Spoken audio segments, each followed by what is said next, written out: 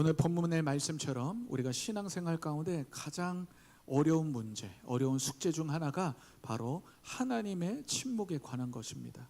신앙이 깊어질수록 상황이 주는 고통보다 더 어려운 고통이 무엇이냐면 하나님이 내 삶을 외면하시는 것 같은 느낌을 받을 때죠. 그 상황 속에서 말씀하셨으면 좋겠는데 하나님은 끝까지 침묵으로 일관하시는 그런 하나님을 만날 때는 막 하나님이 원망스럽기도 하고 야속하기도 하고 답답할 때가 있습니다. 즉 말씀하시는 하나님이 더 이상 나에게 말씀하지 않는 하나님으로 느껴질 때 우리는 낙심할 수밖에 없게 됩니다.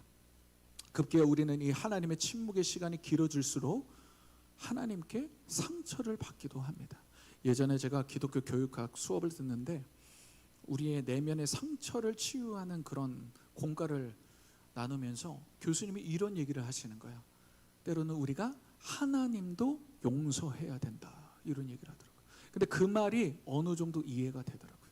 삶의 여러 가지 문제 중에 내가 이 말 못할 인생의 문제 가운데 이 문제의 답을 찾지 못할 때 하나님이 원망스럽기도 되는 것이죠. 그래서 하나님을 용서해야 된다 이런 말도 나오기도 한다는 것이죠. 그러나 우리가 하나님의 침묵에 관해 먼저 가져야 될 믿음이 있어요. 그것이 무엇이냐면 하나님은요 우리에게 상처를 주기 위해 침묵하지 않으신다는 거예요. 이 믿음이 있기를 주님의 이름으로 축복합니다. 하나님의 침묵은요 여러분들에게 상처를 주기 위해 침묵하시는 것이 아니라는 거예요. 하나님은 인생이 아니십니다. 그렇기 때문에 실수가 없으십니다. 한번 따라해 보세요. 실수가 없으신 하나님이십니다. 자, 믿으시면 아멘 합시다. 실수가 없으세요. 이것을 믿으셔야 됩니다. 그러므로 하나님의 침묵이라는 주제를 다루는 것은 우리의 영적 성장 그리고 하나님의 기쁜 뜻을 이해하는 데 있어서 매우 중요한 주제인 줄 믿습니다. 자, 먼저는 침묵에 대해서 고찰하길 원하는데 침묵은요 두 가지 종류의 침묵이 있을 수 있어요. 첫 번째로는 할 말이 너무 없어서 침묵할 수가 있습니다. 마땅히 무슨 말을 해야 될지 모르는 상태죠. 이것은요 무지로 인한 침묵입니다. 무지함으로 인한 침묵. 그 해당 지식이 없는 거예요. 그래서 내가 그것을 무엇라고 말할 수 없는 상태. 그것은 바로 할 말이 너무 없어서 하는 침묵이다. 두 번째는요 이와 정반대입니다. 할 말이 너무 많아서 침묵할 때가 있다는 거예요. 이때는 상대방의 상태가 중요합니다. 상대방이 그 말을 소화할 수 있는 상태인지가 중요하죠. 여러분 우리는 자녀들을 양육하면서 여기까지 옵니다. 그런데 제가 주와 주빈이를 이렇게 양육할 때 말을 못할 때가 있어요. 오늘도 주아는 양말을 안 신고 가겠다고 때렸습니다. 밖에는 추운데 잠바를 안 입겠다는 거예요. 그런데 여러분 부모의 마음 어때요? 추운데 잠바를 어떻게든 입히려고 합니다. 양말을 어떻게든 신기려고 합니다. 안 신어요. 딱 한마디 합니다. 차에서는 양말 벗을 거야. 딱 한마디 하는 거예요. 재미가 없나요? 좀 웃으면서 좀 들어주셨으면 좋겠어요. 왜 이렇게 심각한 거예요 이게 지금? 자, 그럴 때 어때요? 저는 아무 말 안 합니다. 양말을 신어야 될 7가지를 이유를 말하지 않아요. 그래 알았다 벗어라. 벗고 와라. 왜요? 이거 또 뗐으면 또 난리가 나는 거예요. 영적 전쟁 벌이는 거예요. 그래서 옵니다. 할 말이 있지만 말하지 않는 거예요. 때로는요 제가 성도들과의 신앙 상담을 할 때 분명히 답을 압니다. 이 성도 이렇게 답해줘야 되고 이렇게 가야 된다고 알아요. 그런데 말 못할 때가 있어요. 왜요? 받아낼 수 있는 상태가 아니야. 그 성도가 지금 그것을 소화할 수 있는 상태가 아닌 거예요. 그래서 때로는 기도할게요. 기도하겠습니다. 우리 같이 기도합시다. 이렇게 결론을 내리고 그 성도를 애석한 마음으로 보낼 때도 있습니까? 있다는 것이에요. 하나님의 침묵은요 후자에 가까운 것입니다. 하나님은 침묵하시기 전에 누구보다도 우리의 상태를 가장 잘 아시는 분인 줄 믿습니다. 여러분, 여러분들의 영혼의 주인은 여러분이 아니에요. 그거 모르셨죠? 내 영혼이 내 거 같죠? 여러분 게 아니에요. 여러분 휴대폰이 고장났어요? 휴대폰 명의는 내 거예요. 그런데 여러분들은 휴대폰 못 고치잖아요. 내 거라면 내가 고칠 수 있어야 되는데 내가 못 고쳐요. 그래서 우리는 AS 센터로 가는 거예요. 내 영혼에 문제가 생기면 누구한테 가야 돼요?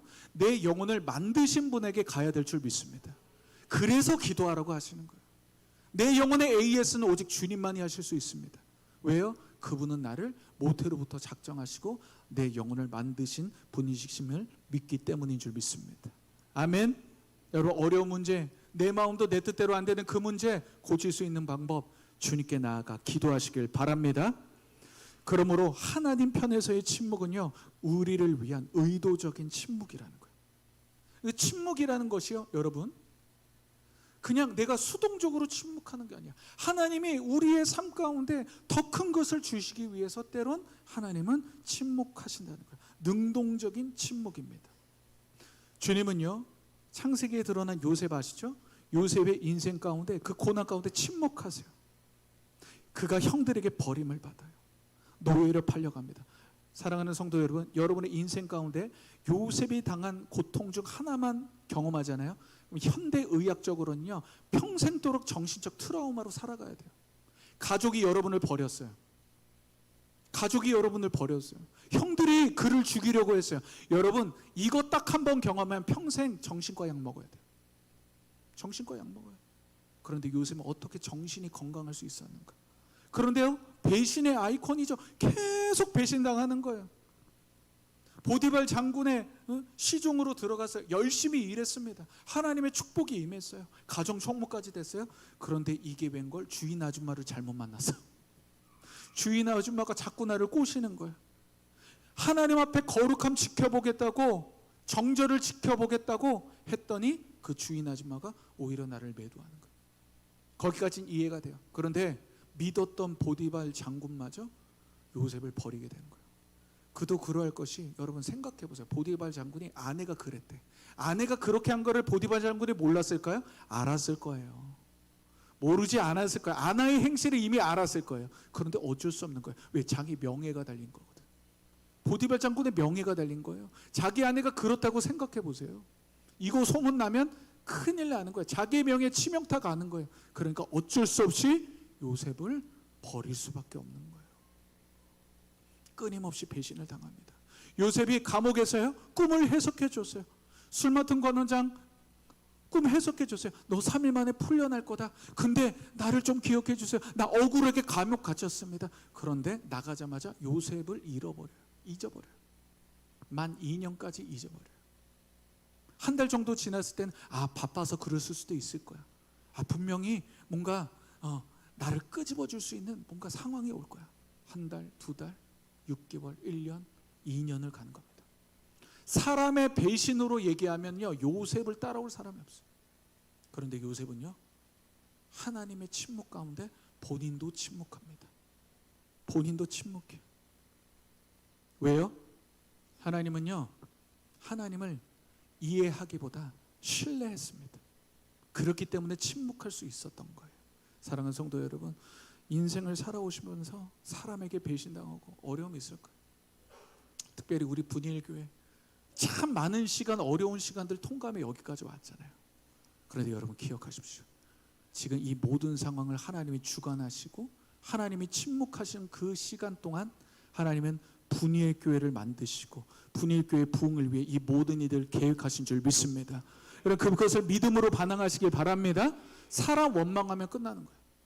상황 원망하면 끝나는 겁니다. 여러분 그거를 꼭 기억하시길 바랍니다. 그렇다면 도저히 이해할 수 없는 요셉의 인생 해석, 언제 바르게 해석됩니까? 그것은 바로 고난을 통과했을 때 해석이 된다는 것이에요. 창세기 45장 5절입니다. 당신들이 나를 이곳에 팔았다고 해서 근심하지 마소서, 한탄하지 마소서. 하나님의 생명을 구원하시려고 나를 당신들보다 먼저 보내셨나이다. 할렐루야. 요셉의 인생 해석이 나오는 거예요. 형들이 나를 버렸다고 해서 두려워하지 마세요. 그거 다 하나님이 하시는 겁니다. 하나님은 나를 애굽으로 보내기 위해서, 나를 애굽으로 총리로 세워서, 그런데 더 기가 막힌 말씀이죠. 하나님이 생명을 구원하시려고, 당신들의 자녀들을 구원하시려고 나를 이곳으로 먼저 보내신 것입니다. 두 가지 해석이 나오는 거예요. 여러분 육적인 해석, 어떤 해석일까요? 형들이 나를 팔았다. 인생은 해석입니다. 요셉이 이렇게 유관적인 해석만 하는 거예요. 형들이 나를 팔았다. 그런데 어때요? 믿음으로 고난을 통과했더니 어떻게 해석이 바뀌죠? 주님이 나를 보내셨다. 할렐루야. 이러한 영적인 해석이 있기를 주님의 이름으로 축복합니다. 이것이 바로 요셉 인생에 경험한 하나님의 침묵에 대한 이해가 생기는 지점이라는 거예요. 이해가 생기는 지점. 그러므로 사랑하는 성도 여러분, 고난 중에는요, 고난을 해석할 때가 아닙니다.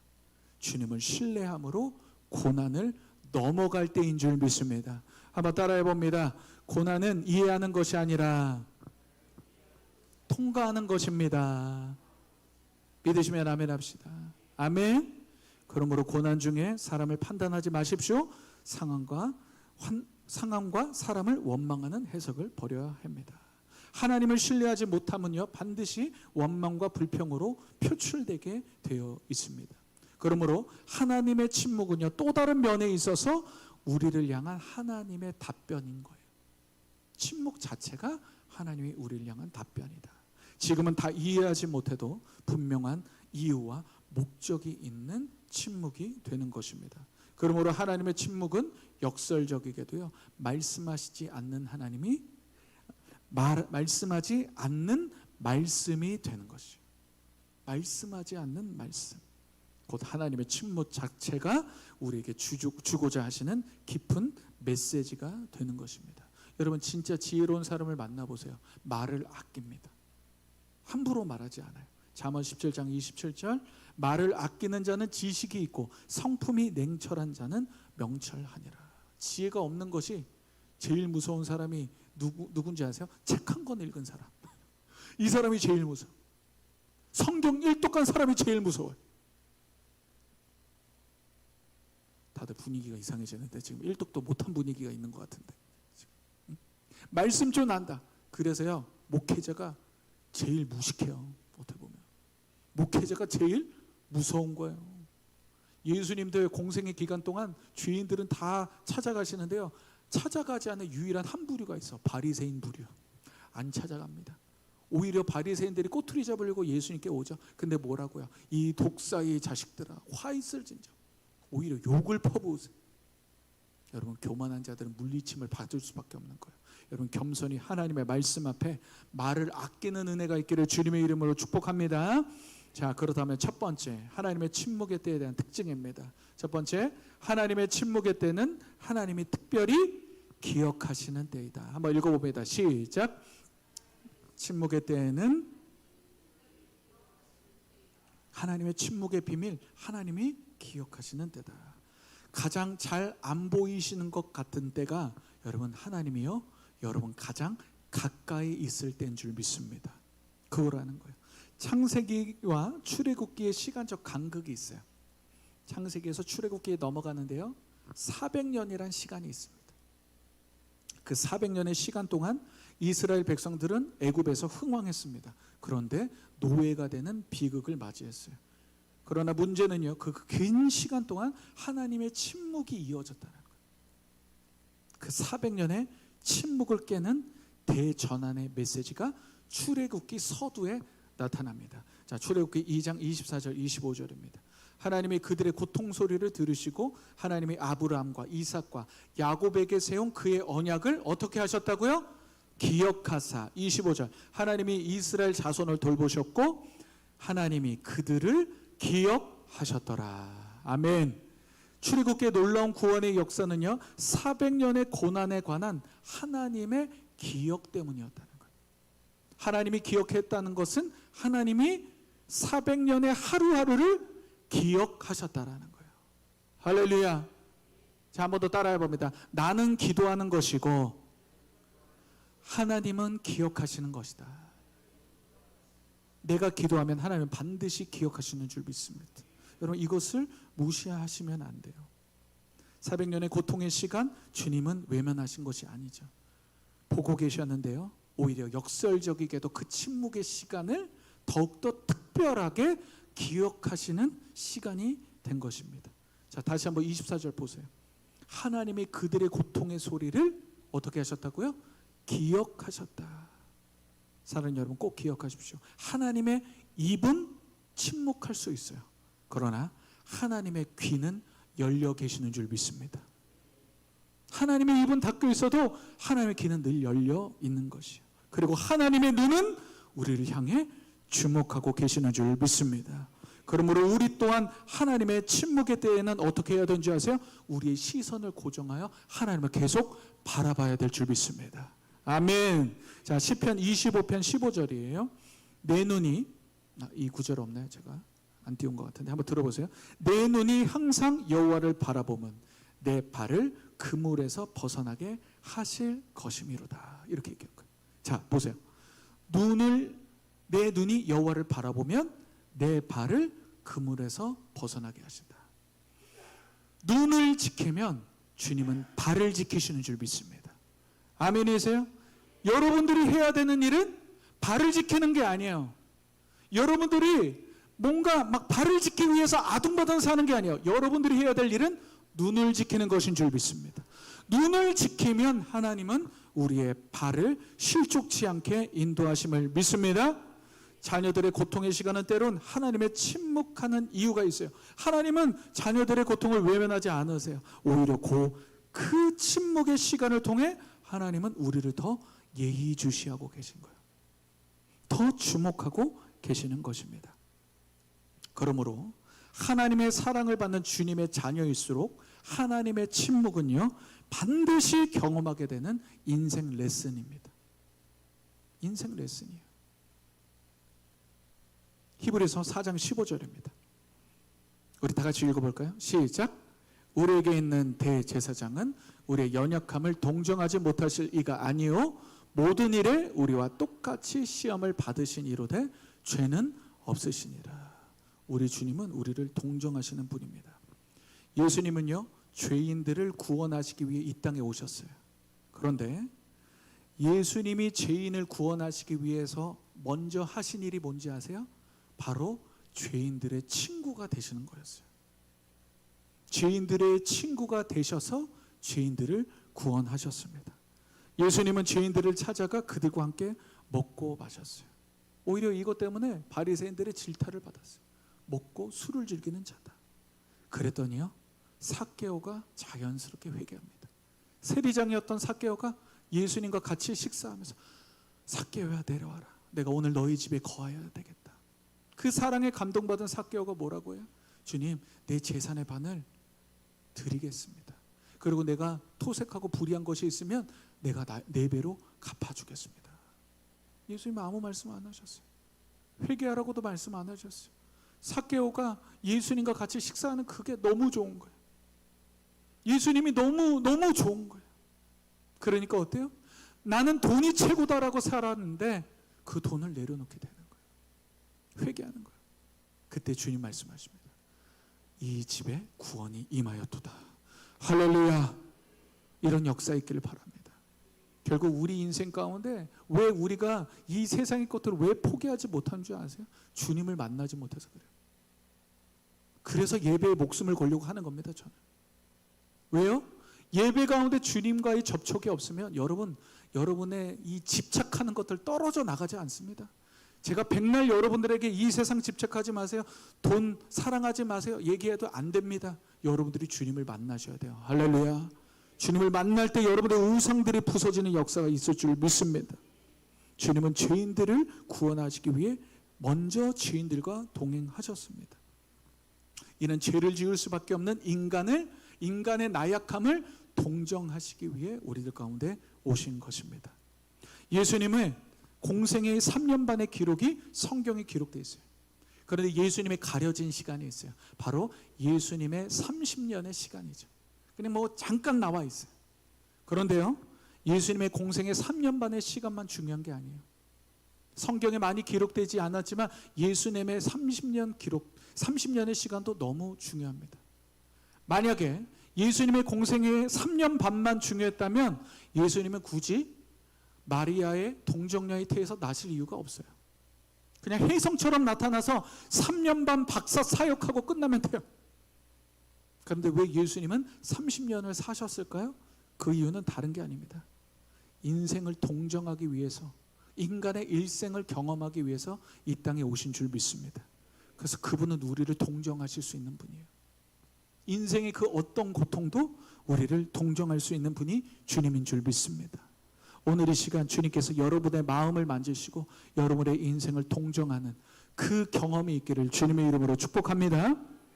예수님은요, 나병 환자를 고치실 때도요, 그냥 말씀만 하시지 않았어요. 네 병이 나으라 말씀으로도 고치실 수 있는 분이었어요. 근데 그분은요, 나병 환자의 그 피고름 나는 몸을 만지세요. 만지시는 거예요. 나병 환자의 몸을 만지면 사람들은 대부분 이렇게 생각했어요. 이 전염병이 나한테 올 수 있다. 만지면 안 돼. 격리시켜야 돼. 격리시켜야 돼. 근데 주님은 나병 환자를 고치실 때 만지시는 거예요. 이것은 두 가지의 치유 사역이에요.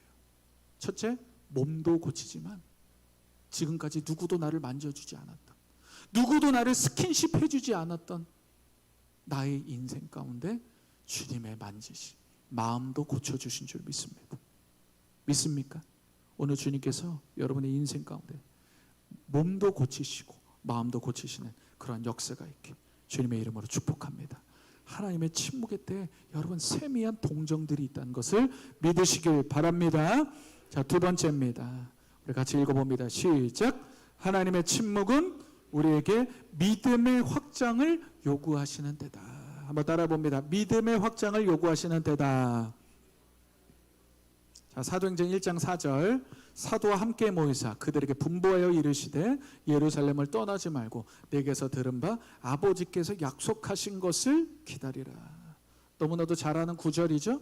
여러분, 이 대목에 있어서 예수님이 부활 승천 이후에 제자들에게 성령을 약속하시는 장면입니다.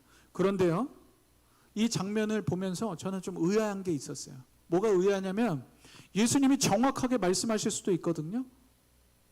오순절 명절날 성령이 올 거야. 그러니까 그때까지 기다려. 이렇게 말씀하실 수도 있었을 것 같은데 그냥 약속하신 것을 받을 때까지 기다려라. 이렇게 약속하셨습니다. 왜냐하면요, 오순절 성령 강림은 영적으로 굉장히 중요한 이슈가 있어요. 오순절 날은 구약에 보면 모세가 시내산에서 율법을 받은 날이에요. 그렇기 때문에 새로운 언약의 갱신, 옛 언약에서 새 언약으로 넘어가는 그 날이 오순절이고 그 오순절 날 성령이 임하신 줄 믿습니다. 그래서 오순절 날 성령이 오셨던 거예요. 그런데 예수님이 말씀하시지 않고 그저 기다리라고 하는 거예요. 이 말씀 앞에 제자들에게는 두 가지 시험거리가 생길 수 있습니다. 첫째, 예루살렘을 머물러야 되는 두려움이 있는 거예요. 왜냐하면 예루살렘은 예수님이 십자가에 못 박히고 지금 나사렛 예수 이단을 잡아 죽이기 위해서 혈안이 되어 있는 장소입니다. 그러니까 제자들은 두려움에 움츠러질 수 있는 장소가 예루살렘이에요. 그런데 주님이 말씀하세요. 예루살렘을 떠나지 말라. 그 두 번째, 기약이 없는 기다림이에요. 도대체 약속하신 성령이 언제 어떤 모습으로 오실지를 도저히 모르는 거예요. 그런데 그때를 기다려야 했습니다. 사랑하는 성도 여러분, 우리 인생에도 이 두 가지 시험거리가 있을 수 있어요. 첫 번째, 너무 힘들어요. 이 상황 고통스러워요. 떠나고 싶어요. 이거 그냥 포기하고 싶어요. 그런데 주님이 계속 기다리라는 거예요. 거기 머물러 있으라는 거예요. 가정적으로 어려워요. 이혼하지 말라고 기다리라고 하시는 거예요. 직장생활 정말 말도 안 되는 직장 상사 만나서 고통스러워요. 그런데 끝까지 기다려 보라는 거예요. 이런 어려움들이 있을 수 있어요. 당장 때려치고 싶은데 때려치지 말라는 거예요. 그리고 하나님이 여러분의 인생 가운데 약속의 말씀을 주셨어요. 그런데 이 약속의 말씀이 주시긴 주셨는데 언제 이루어질지 모르겠어요. 이게 맞나 싶어. 저에게도요, 벌써 제가 12년째 기도하고 있는 약속의 말씀이 있어요. 그거 언제 이루어질지 모르겠어요. 언제 이루어질지 모르겠어요. 그것을 제가 잊어버릴까 액자로까지 만들어놨어요. 그 약속의 말씀 적어가지고 액자까지 만들어놨어요. 그래서 제 기도방에 있습니다. 근데 과연 이게 될까? 저도요, 순간순간 의심돼요. 이 말씀이 성취될까? 근데 주님 말씀하세요. 기다려라. 기다려라. 그렇다면 왜 예수님은 제자들에게 이런 막연한 기다림을 요구하셨을까요? 그 이유는 바로, 여러분 잘 들어주세요. 하나님의 때를 아는 것보다 더 중요한 건요, 하나님께 대한 믿음을 가지는 것입니다. 믿으면 아멘 합시다. 아멘. 때와 시기는 주님께서 정하시는 거예요. 제가 말씀드렸죠. 기도한다는 것은 그 때와 그 방법을 내가 결정하지 않겠다는 거예요. 하나님이 결정하게 두겠다는 거예요. 믿으시면 아멘 합시다. 아멘. 그렇다면 나는 어떻게 해야 돼요? 하나님의 때와 방법을 신뢰함으로 기다려야 되는 것입니다. 그러므로 여러분의 믿음을 확장케 하는 하나님의 침묵을 여러분 기다리시길 바랍니다. 그러므로 하나님의 침묵의 때는 두 가지를 점검하세요. 첫 번째, 여러분들의 믿음의 현주소를 점검하세요. 교회 봉사, 헌금 다 좋아요. 여러분 직분, 여러분 우리 주님은요 이 직분 가지고 뭐라 하시지 않으세요. 직분 가지고, 직분 어떻게 보면 죄송한 얘기지만 없어도 돼요. 저도요 목사, 이 땅에서 목사로 목회자로 섬기지만 저는 천국에 갈 때 목사로 가는 게 아니야, 성도로 가는 거예요. 믿습니까? 하나님 앞에 그저 한낱 죄인으로서 주님 앞에 그리스도의 보혈의 힘입어 가는 줄 믿습니다.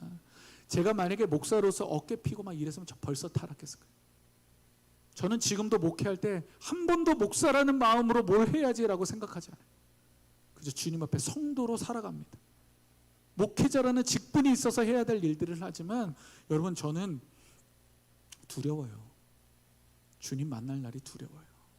저는 개인적으로 제가 목회하는 이유 딱 하나예요. 주님께서 저 인생의 말년에 인생의 막이 내렸을 때 착하고 충성된 종아, 저 그 한마디 듣기 위해서 살아가는 사람입니다. 사랑하는 여러분, 여러분도 그러길 바랍니다.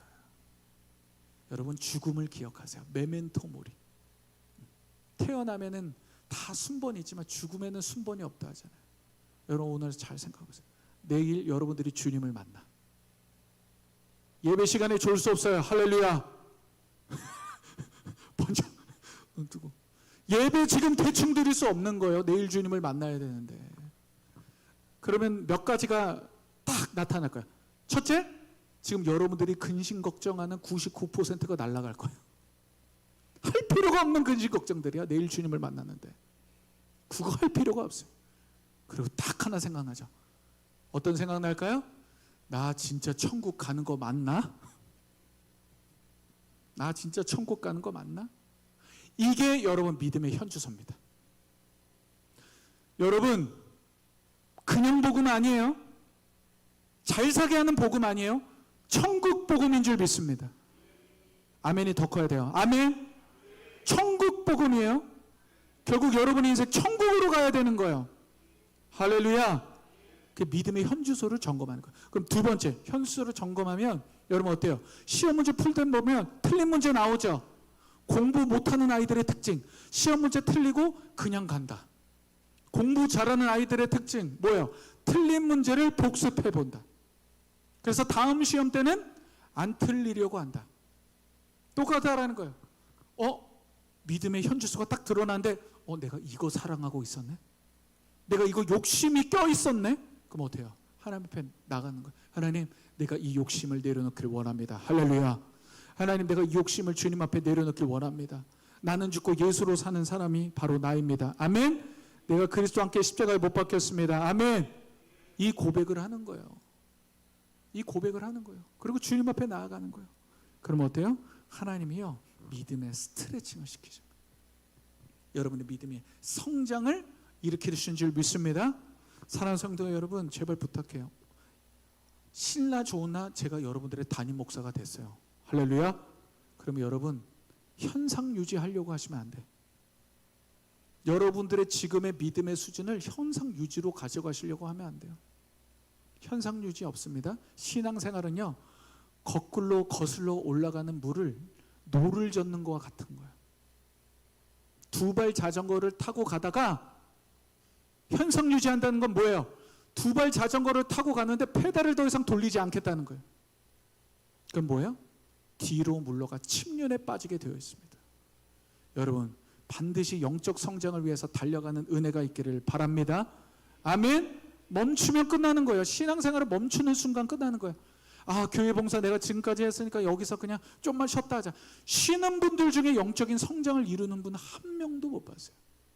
한 명도 못 봤어요. 제가 존경하는 이용규 선교사님이 계세요. 유튜브로도 많이 보셨을 거예요. 이용규 선교사님이 몽골 국제학교 설립 이후에 하나님의 부름을 받고 인도네시아 대학을 설립합니다. 그런데요, 하나님이 이용규 선교사님의 믿음을 스트레칭하는데 이런 고백을, 맨 처음에는 몇백만 원, 몇천만 원을 위해서 구했다는 거예요.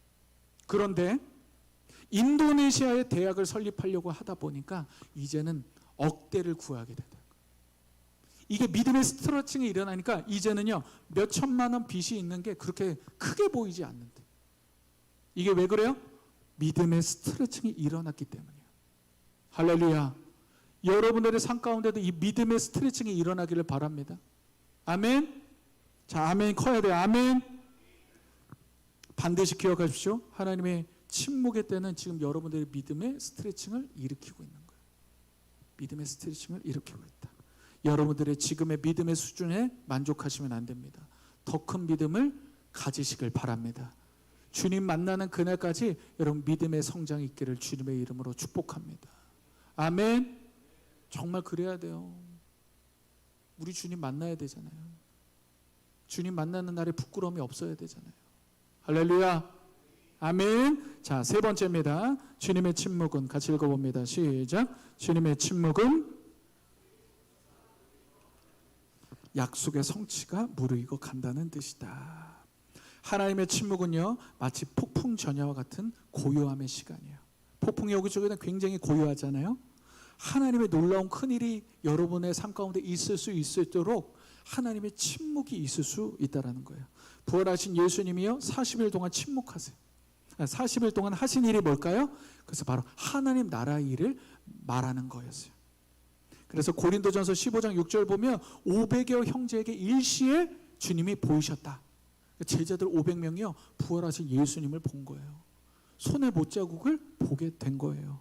그런데요, 마가의 다락방에서 오순절에 성령 강림의 축복을 받은 자는 불과 120명밖에 안 됩니다. 그럼 나머지 380명은 어디 갔을까요? 제 생각엔 그래요. 아까 두 가지 나누었잖아요. 예루살렘에 있어야 되는 두려움, 그리고 막연한 기다림. 이 두 가지를 견디지 못한 거죠. 예루살렘의 핍박이 너무 심하니까 이러다가는 우리 죽을 것 같아. 일단 도망가자. 두 번째, 이 막연한 기다림. 어떻게 기다리냐. 그러면서 점점 시간이 지나면 지날수록 포기한 거예요. 그런데요, 그 시간이요, 여러분 아세요? 길지도 않았어요. 10일 걸렸어요. 10일 기도하고 성령 받았어요. 예수님 부활 승천하시고. 근데 그 10일을 견디지 못했다는 거예요. 그러므로 하나님의 침묵의 때에는요, 반드시 약속의 말씀을 붙잡고 이러한 막연한 기다림을 통과해야 될 줄 믿습니다. 막연한 기다림을 통과하게 주시는 은혜가 뭔지 아세요? 확실한 응답이 있는 거예요. 할렐루야. 여러분, 제가 이 주보 앞면에 계속 글 쓰고 있는 거 아시죠? 글? 자, 밑에 맨 마지막 때론 한번 보세요. 때론 침묵하시는 하나님께서 막연한 기다림 끝에 확연한 응답으로 역사하시는 그때가 속히 오길 간절히 소망합니다. 이 말씀이 여러분의 삶 가운데 성취되는 은혜가 있길 주님의 이름으로 축복합니다. 아멘. 자, 그렇다면 하나님의 침묵과 약속의 성취 사이의 간극, 침묵과 약속의 성취 사이의 간극을 어떻게 보내야 될까요? 자, 사도행전 1장 14절입니다. 같이 읽어봅니다. 시작. 여자들과 예수의 어머니 마리아와 예수의 아우들과 더불어 마음을 같이하여 어떻게 했다고요? 자, 더 크게 시작. 오로지 기도에 힘썼다. 방법 없습니다. 기도밖에 없습니다. 기도하는 수밖에 없어요. 막연한 기다림, 기다릴 수 있게 하는 힘, 기도밖에 없는 줄 믿습니다. 기도하지 않으면 기다릴 수 없어요. 어쩌면 적당히 잘 사는 것보다 고난이 있어 기도하며 사는 것이 훨씬 낫습니다. 봐봐, 아멘이 안 나오잖아요 지금. 아멘이 안 나오죠. 적당히 잘 살고 기도 안 하는 것보다 고난이 있어 기도하는 삶이 훨씬 나은 줄 믿습니다. 진짜 아멘이시죠? 여러분 생각해 보세요. 적당히 잘 살아서 삶도 월급도 안정적이고 별 기도할 게 없어. 가정도 평안하고 믿음도 산대로 잘 가고 있는 것 같고. 그럼 여러분 주님 만난 날 무슨 얘기 하시겠어요? 주님, 저는 주님의 은혜 가운데 이렇게 평안하게 살게 왔습니다. 이러고 사실래? 우린 분이엘 교회잖아요. 하나님의 얼굴을 구하는 교회고 하나님의 얼굴을 만나는 교회인데 주님 배운 날에 주님 앞에 대가 지불한 거, 주님 앞에 희생한 거, 주님 앞에 손해본 거, 그거 다 하늘나라의 상급으로 싸우는 줄 믿습니다. 여러분 제발 부탁합니다. 예배 편하게 나오려고 하지 마세요. 예배 편하게 나오려고 하지 마세요. 어려움 속에서 예배 나오는 은혜가 있기를 바랍니다. 그러면은요 아무 소용없는 거예요. 아무 소용없는 거예요. 우리 정훈 형제 막 직장도 파주고 막 멀잖아요. 금요일날 나오면 2시간 반 걸려야 돼. 2시간 반 운전해서 와야 돼. 그래서 금요일날 요번 주는 또 못 왔어. 또 일이 많아가지고 할렐루야 못 왔어. 근데 어떻게든 예배 오려고 우리 석영 형제 금요일날 조금 늦었어. 연습도 못하고 예배 인도했어요. 이제 퇴근하려고 오려고 하는데 갑자기 일이 터진 거예요. 일이 터져가지고 일이 막 밀려드는 거예요. 근데 석영 형제 마음 좁아하지. 그런데 그냥 저는 가겠습니다 하고 왔어. 그래서 제가 우리가 8시 반 예배였는데 8시 반 예배 못 드리고 8시 50분에 예배 시작했단 말이죠. 그래서 석영 형제 제가 전화했어요. 일부러 석영 형제한테. 왜냐면 석영 형제 오는데 마음 조급할까 봐 괜찮다고. 석영 형제 편하게 오라고. 내가 예배 시간 조금 늦게 해도 되니까 괜찮다고 편하게. 얼마나 귀합니까? 왜 저만 귀한 것 같죠? 여러분 안 귀하세요? 자, 우리 박수 한번 주세요. 우리 청년들. 아멘. 여러분 그래서 은혜가 있는 겁니다. 할렐루야. 그래서 은혜가 있는 거예요. 제가 어제 또 퇴근을 했는데 저녁을 못 먹었어요.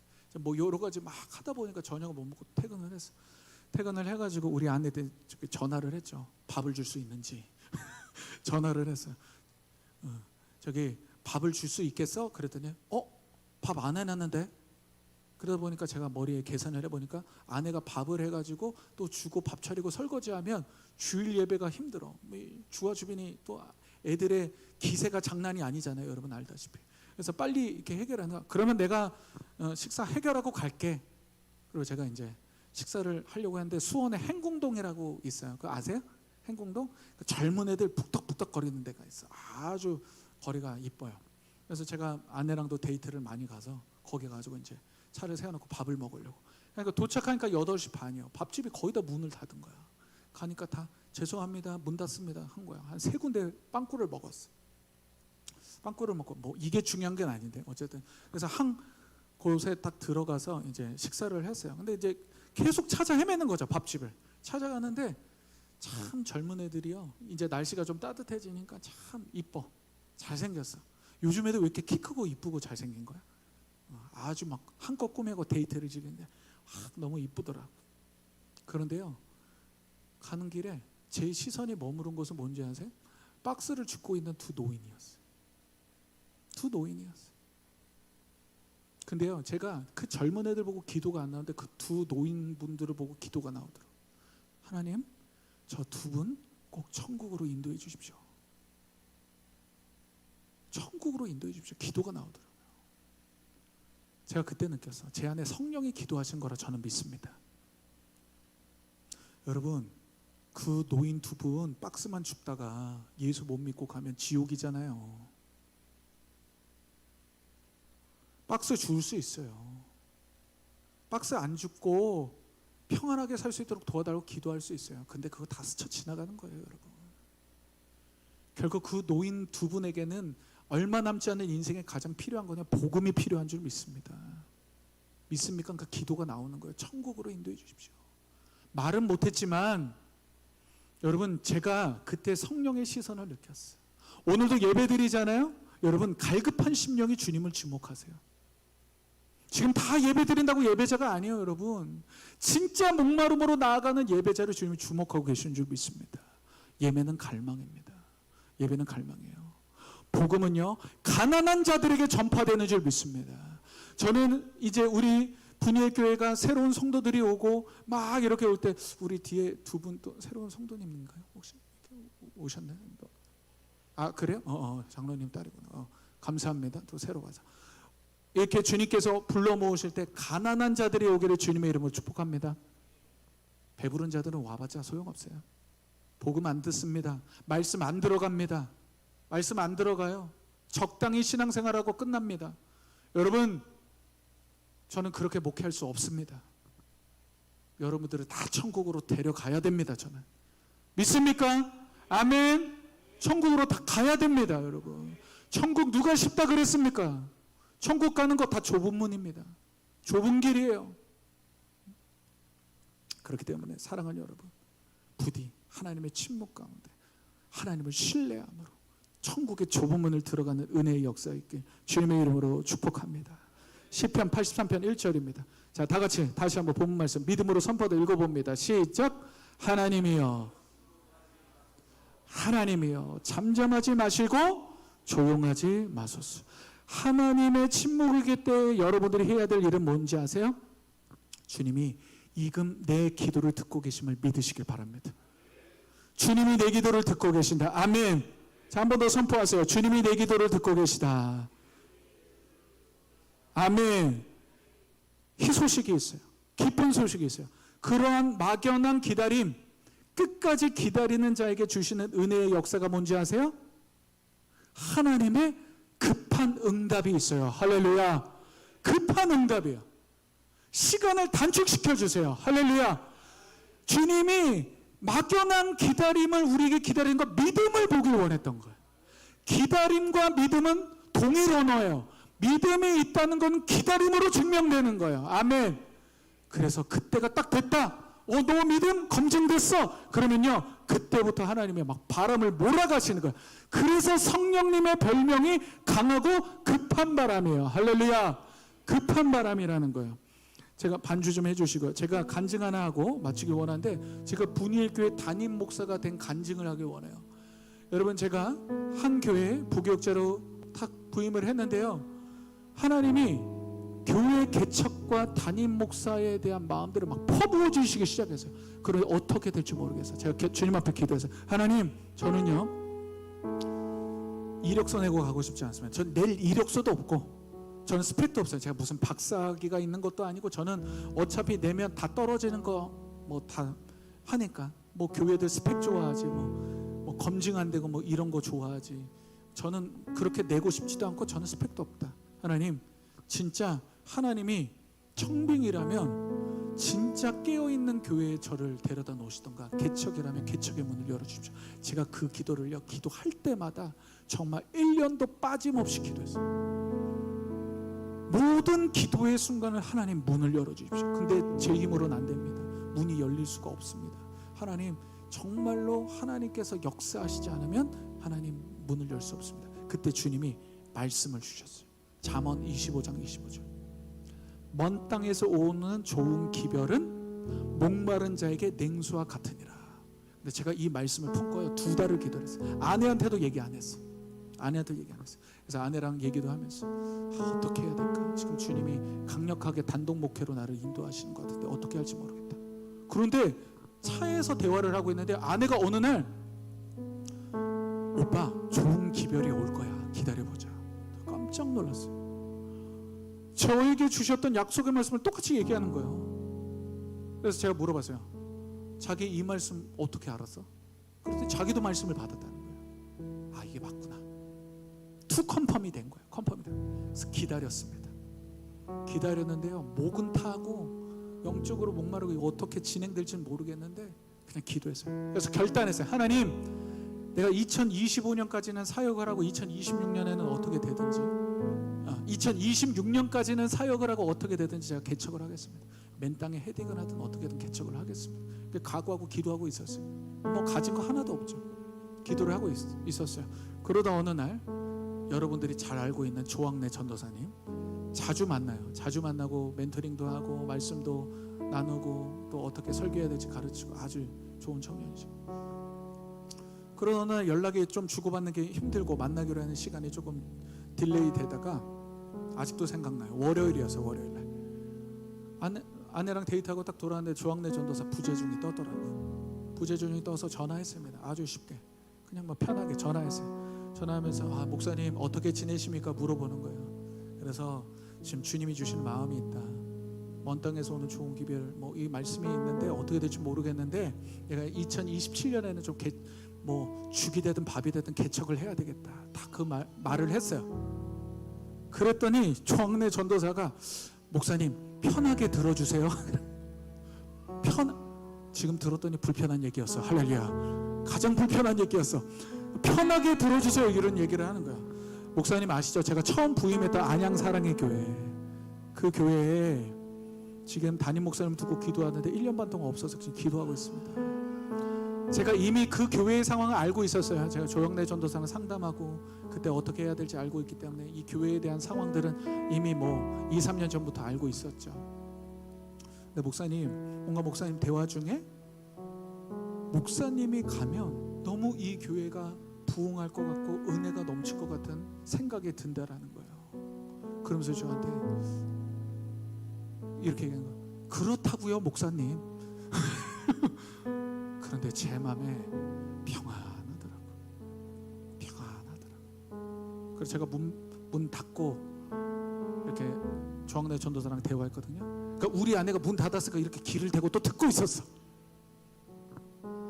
딱 나와서 문을 여는데 아내가 오빠 나 듣고 있었어 이러더라고요. 그러면서 이게 하나님의 응답일 수도 있겠다. 기도해보자. 그래서 제가 바로 저희 부모님한테 전화했습니다. 오늘 설교 조금 길어도 이해해 주세요. 오늘 좀 간증이 있으니까. 딱 전화했어요. 전화 딱 했더니 부모님이 딱 한 말씀 하시더라. 너무 급한 거 아니니? 지금 부교육자 얼마나 했다고. 너무 급한 거 아니니? 딱 그러시는 거예요. 그러면서 엄마 뭔지 모르겠으니까 기도해보자 하고 기도하고 다음날 우리 어머니가 꿈을 꿨는데 이런 얘기를 하시는 거예요. 경순아 이게 하나님의 응답일 수도 있겠다. 엄마가 밤에 꿈을 꿨는데 간절하게 기도하고 있는 한 권사님이 보이더라. 근데 그 권사님이 그 교회 성도인 것 같더라. 그러면서 이게 하나님의 응답일 수도 있겠다는 마음이 든다. 만약 그 교회에 부임할 수 있으면 가라. 이런 얘기를 하시는 거예요. 이런 얘기를. 그래서 너무 이게 맞을 수도 있겠구나. 그러고 나서 제가 교회에 출근을 했어요. 교회 출근하는데 저기 보세요. 저기 옆에 조현명 목사님이거든요. 제가 너무 친하게 좋아하는. 제가 다른 얘기는 다른 분한테 얘기하는데 우리 조현 목사님 내가 좋아해서 제가 얘기를 하는데 목사님 중요한 얘기가 있다. 내가 얘기했어. 중요한. 좀 작은 교회인데 내가 여기 청빙받을 수도 있는 계기가 열릴 수도 있겠다. 그러니까 조현명 목사님이 할렐루야네요. 목사님 계속 기도했잖아요. 그리고 나서 여러분 이거 더 얘기하면 벌써 여러분 식사 시간 넘어야 되니까 더는 못하겠어. 어쨌든 이렇게 하고요. 그렇게 얘기한 지 불과 15일 만에 청빙 절차가 끝났습니다. 할렐루야. 15일 만에 끝났어요. 그리고 나서 사역이 정리가 되고 제가 지금 이 자리에서 부족하지만 여러분들의 담임 목사로 여기에 왔습니다. 할렐루야. 우리 주님께 영광의 박수 한번 올려드릴까요? 저는 그래서 알아요. 뭘 안 하면 저는 아내 만나서 결혼하는 것도 다 이 역사를 경험한 거예요. 3년 동안 연애하는데 결혼 어떻게 할지도 모르는데 하나님이 강하고 급한 마음으로 역사해서 결혼을 3개월 만에 해치웠어요. 할렐루야. 3개월 만에 해치웠어요. 땡전 한 푼 없었는데. 그것도 나중에 또 때가 되면 간증을 하겠습니다. 전 그래서 믿습니다. 저는요 이걸 경험했잖아요. 저는 또 기다려요. 뭘 기다린 줄 아세요? 또 하나님의 침묵을 기다리고 있어요. 분이엘 교회의 부흥을 기다리고 있습니다. 지금 어떻게 할지 보이지 않지만 어떻게 전도해야 될지도 모르겠고 지금 어떻게 이 안양 땅에 헤매는 영혼들이 분이엘 교회를 알고 찾아오고 전도해야 될지 모르겠어요. 그런데 저는 기다립니다. 기도하고 이 막연한 기다림을 기다리고 있어요. 사랑하는 성도 여러분, 같이 기다립시다. 그러면 어느 때 내가 너희들 가운데 믿음을 보았다 하는 그때 분이엘 교회 강력한 부흥이 일어날 줄 믿습니다. 그것을 믿으시길 바랍니다. 그 약속의 말씀을 붙잡고 승리하는 저와 여러분에게 주님의 이름으로 축복합니다.